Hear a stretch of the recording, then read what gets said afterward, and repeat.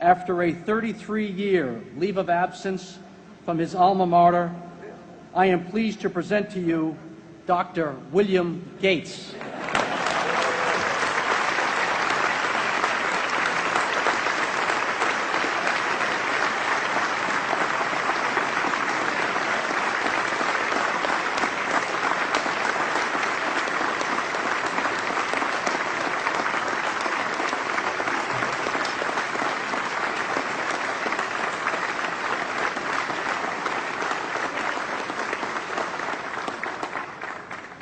Thank you.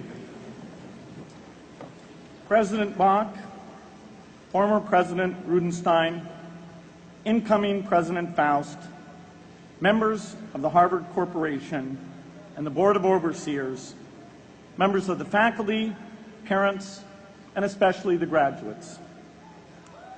I've been waiting more than 30 years to say this. Dad, I always told you I'd come back and get my degree.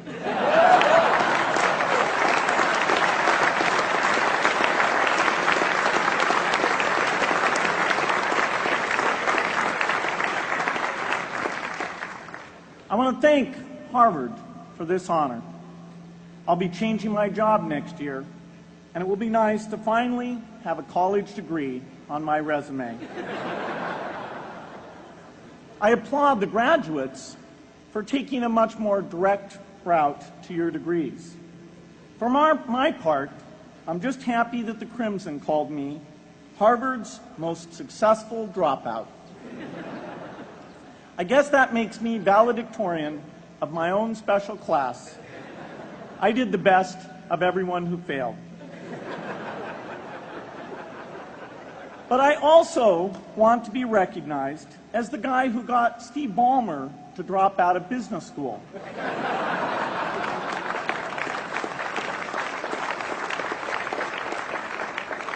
I'm a bad influence. That's why I was invited to speak at your graduation.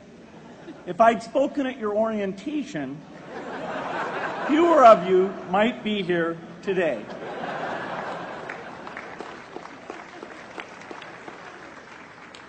Harvard was a phenomenal experience for me. Academic life was fascinating. I used to sit in on lots of classes that I hadn't even signed up for.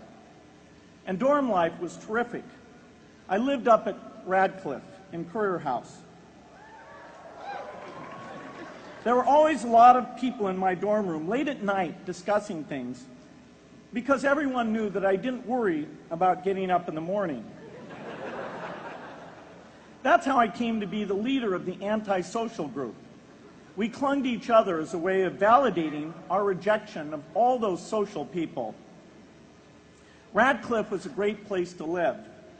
There were more women up there, and most of the guys were math science types. The combination offered me the best odds, if you know what I mean.